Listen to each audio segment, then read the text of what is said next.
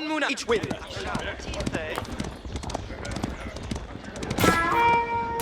Westen Frankenson! Each will! Ansagen! Versatin!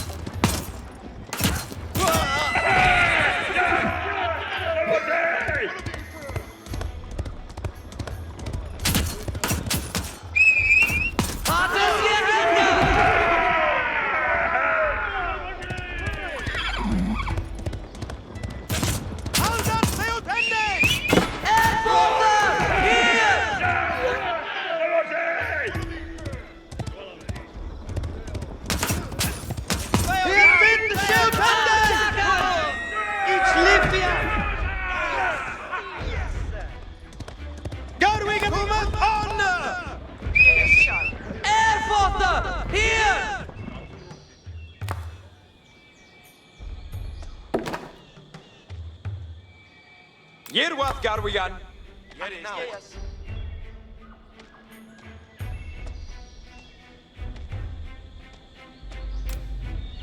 Cometh on.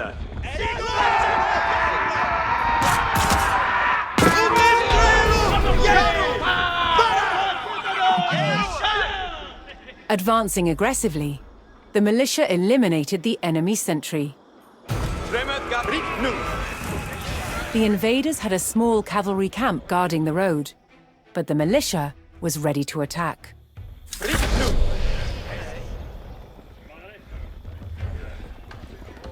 Askirath Garwigan. Yes, sir. Aknawa. Aknawa! On Monday Strelum!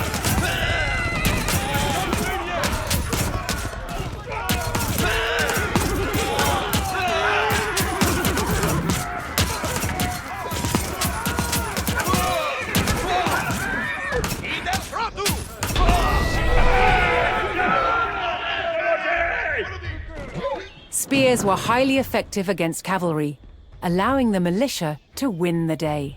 All that remained was to destroy the invaders' stables.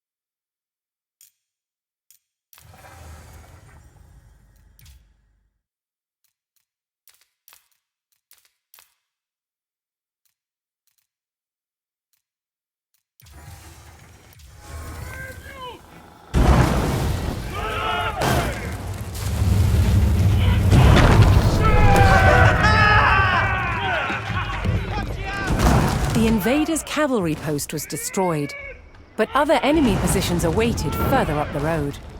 Hostile archers defended the next camp, which would put spearmen at a disadvantage.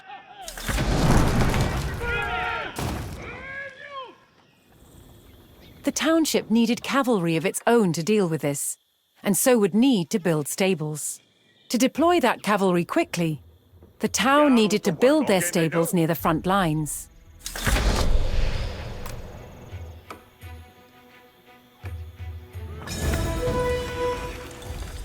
Fortunately, friendly villagers came out of hiding and joined the effort.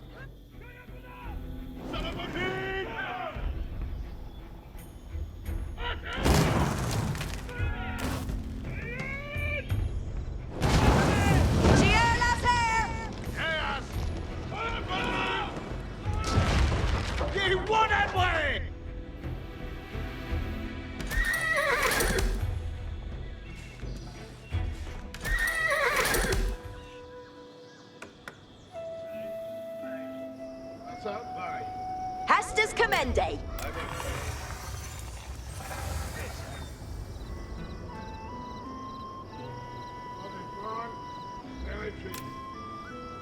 That shule beo timbran.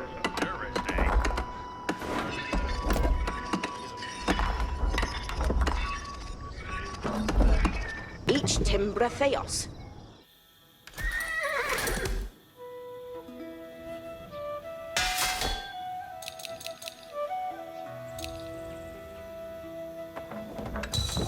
Idzie brukedat. Icheum Yeseli. With stables in place, the town could field horsemen of its own. Eat your work. Yep.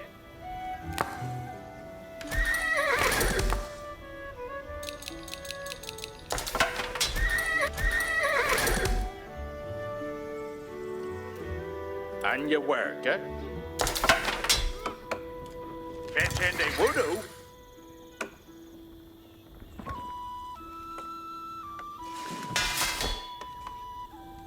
Yerwath Garwigan. Pura. Yored Yaru.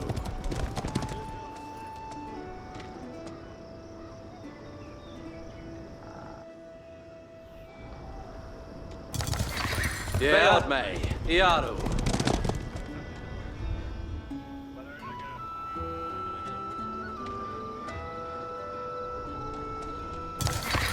Yored Yaru.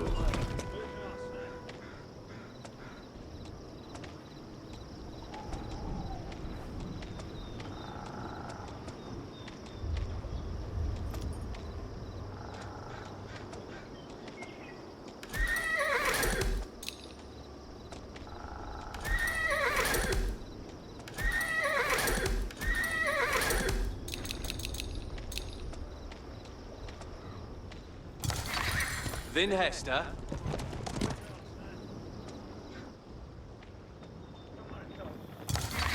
Garwigan each will. Yeah, yeah.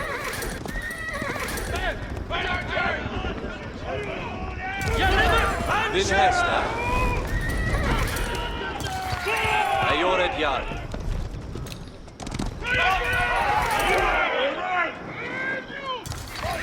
Yored Yaru. Then Hester.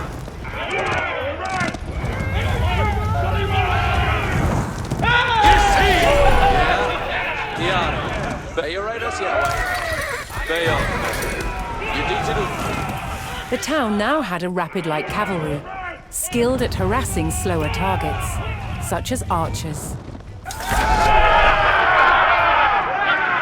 Garwigan Asetath. Astirath Garwigan. Yerward.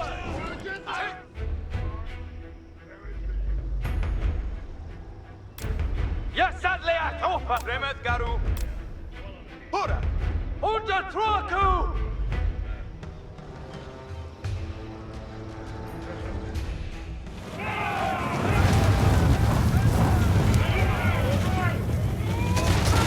Yerward Garwigan cometh on.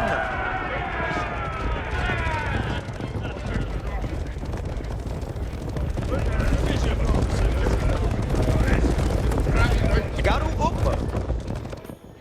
Ridnu.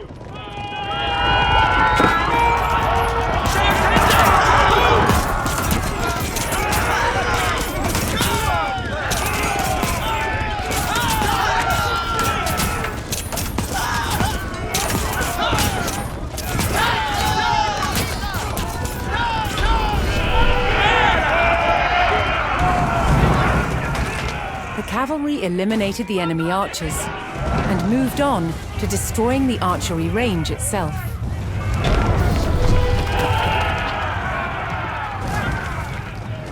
The invaders' archers and their camp were destroyed.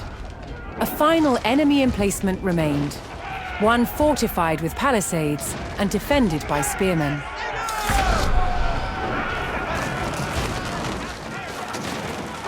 To deal with this target, the town would need longbowmen. First, they needed to build archery ranges in the area regained from the invaders.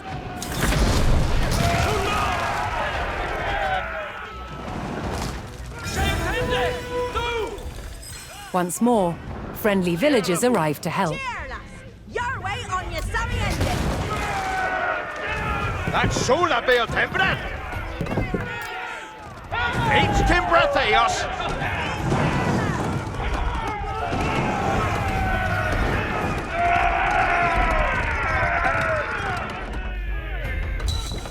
Fairer John, and your worker. Eat your worker.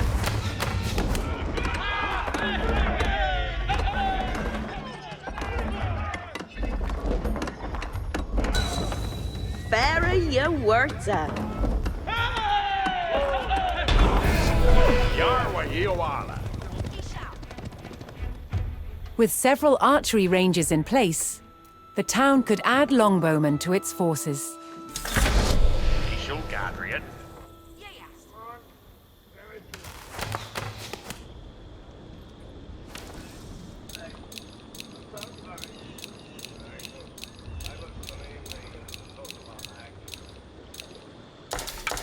Flamboga, Beodet me.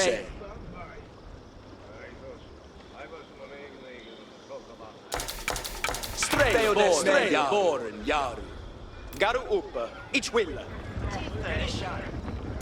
Yarwood. Strela, Boga, Arod.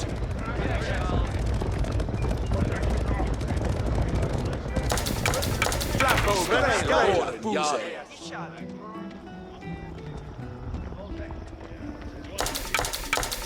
Strela, Boga, Arod.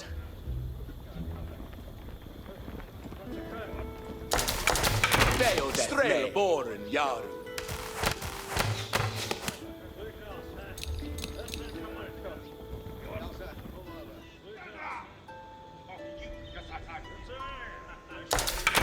Strela, Boga, Arod. Strel, Dida hit.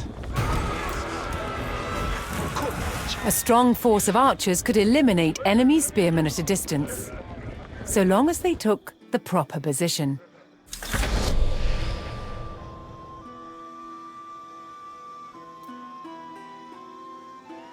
Steady faster now. Readeth, Aeradus. Garwigan, Garu. Fastra Boran, Sequilla.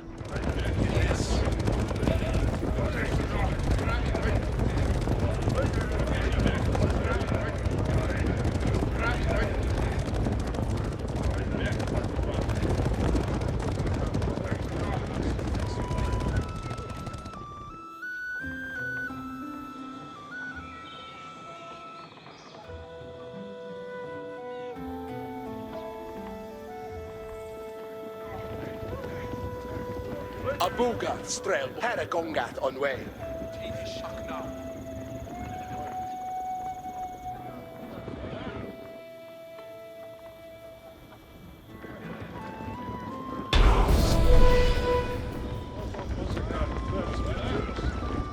Poised on a cliff top, the longbowmen would be protected from an infantry charge.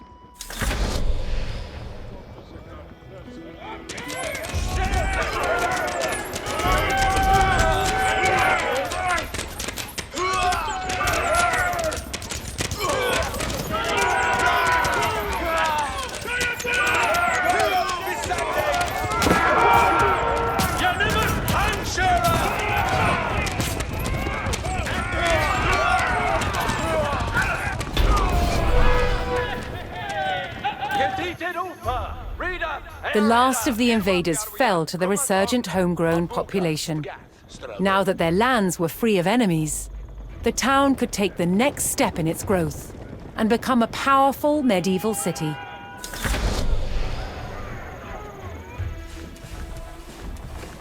Here, too, the erection of a great landmark would be the signpost of this growth. Yaru to work.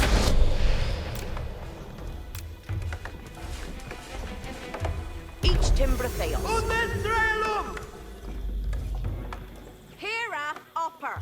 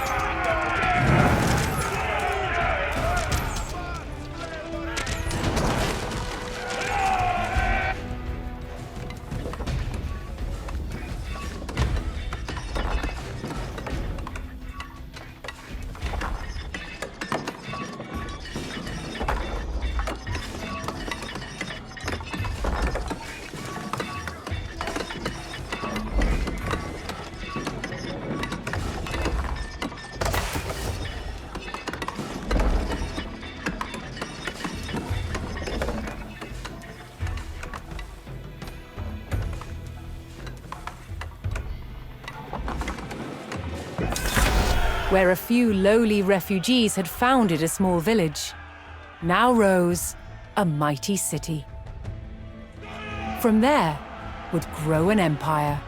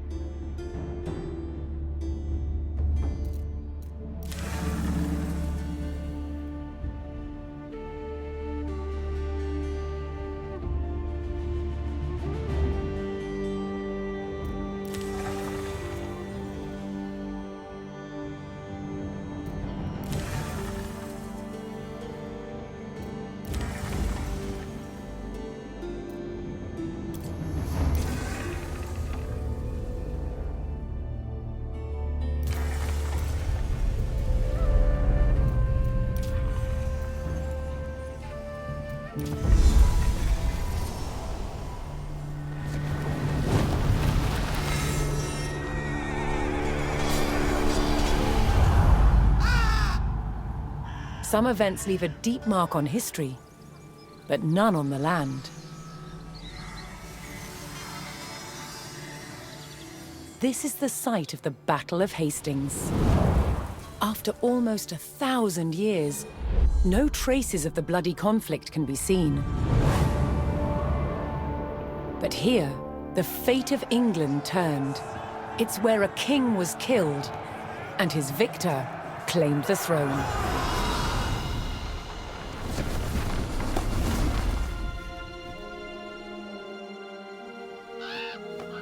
October 14th, 1066.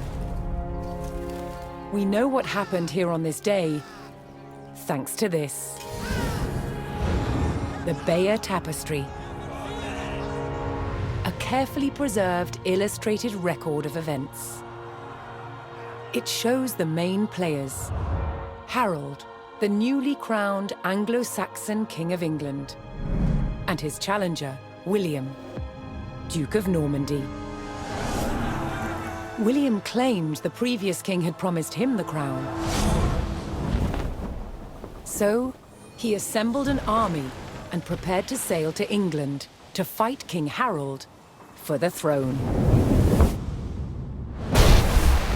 But a storm thwarted his plans. Meanwhile, Harold discovered that a Viking invasion had landed in the north. Another threat to his crown. So he raced to fight them. In France, William waited for the right conditions to sail across the Channel to England.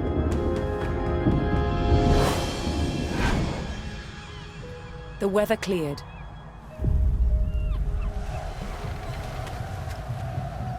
he seized his chance.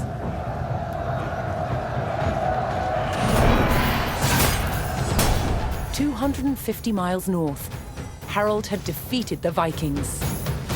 Now, hearing of William's arrival, his army sped south. At 9 o'clock in the morning, on this hill, William's Norman army were ready to do battle with Harold's Anglo-Saxon men. The stage was set, and up for grabs, England itself.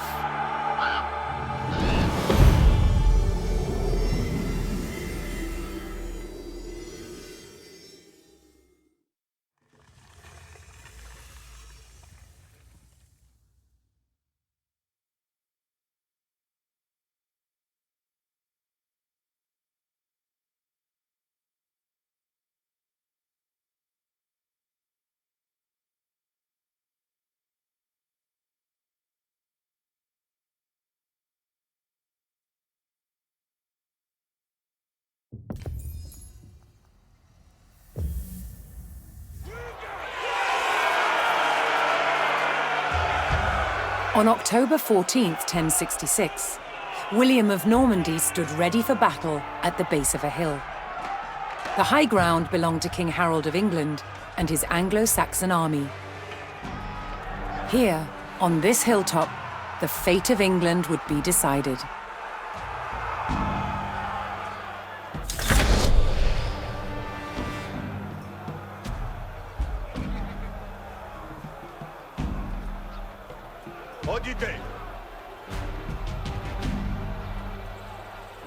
Chevreuil vous obéit. Je suis Certus. William's Norman army made the first charge, launching a direct assault on the shield wall.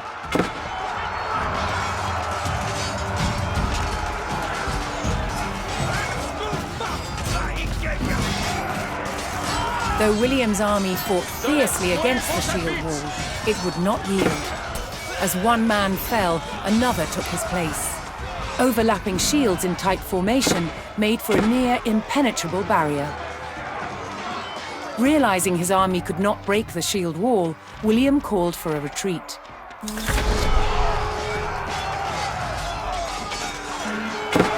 He aimed to lure the Anglo-Saxons into a false sense of victory, causing them to break formation.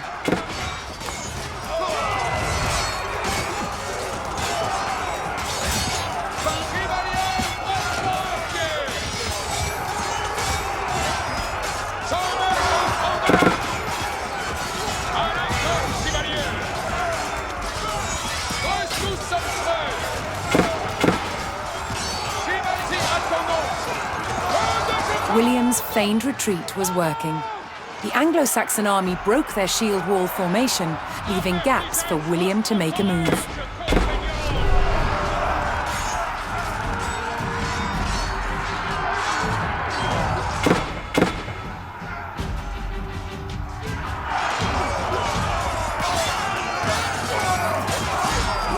With Harold's men no longer in shield wall formation, William could pick them off as they charged.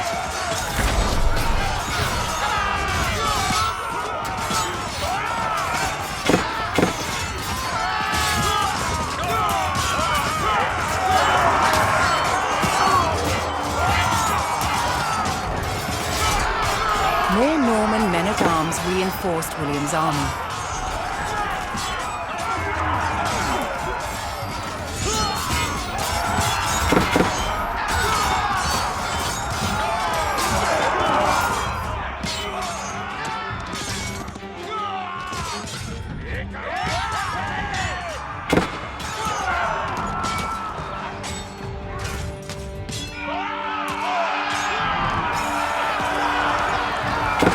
The Anglo-Saxons had deployed rows of spearmen to push back the invaders.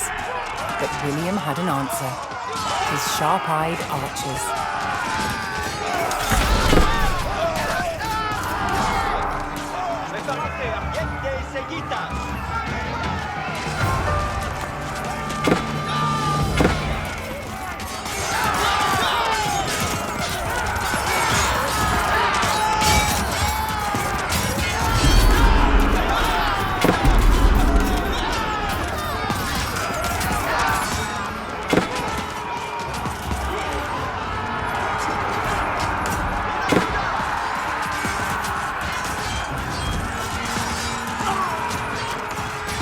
Additional Norman archers joined the battle.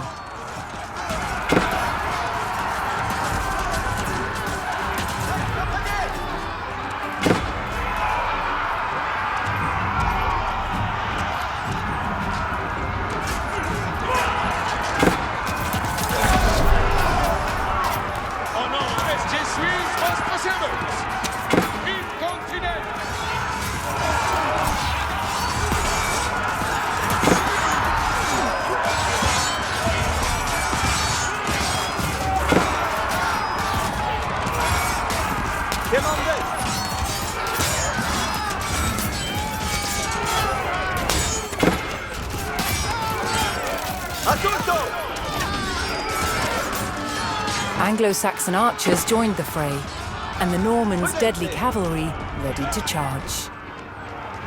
But first, William's forces had to eliminate the enemy spearmen, whose sturdy polearms could easily bring down a horse.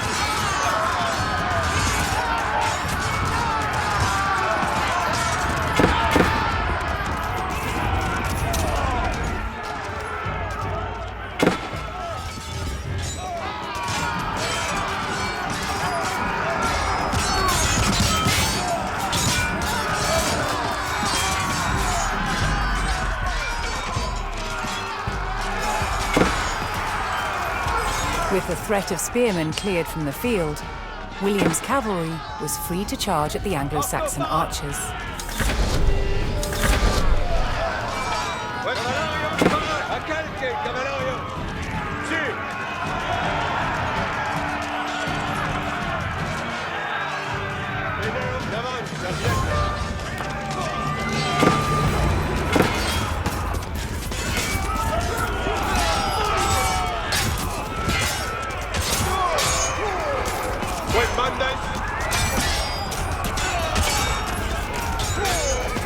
More Norman cavalrymen took to the field.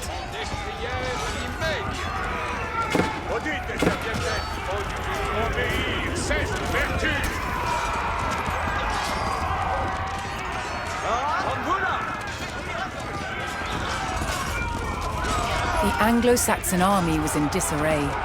Their shield wall had been neutralized and their numbers were dwindling.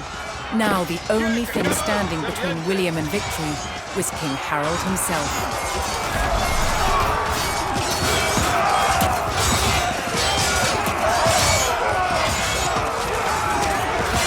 The last of Harold's men encircled their king, prepared to lay down their lives to save his.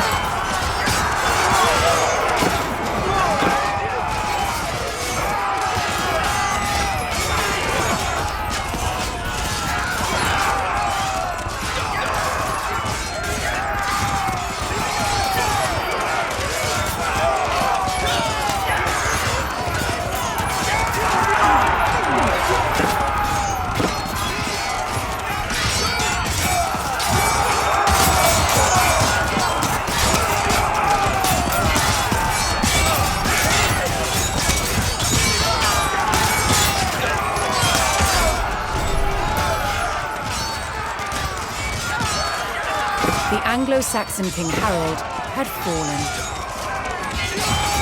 In the confusion, some loyal soldiers fought to the death, while others scattered in panic.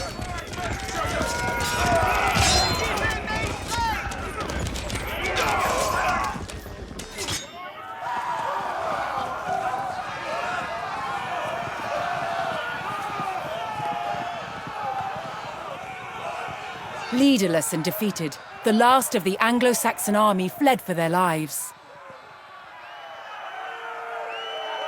The Normans celebrated victory over the English king, but William's quest to rule England was just beginning.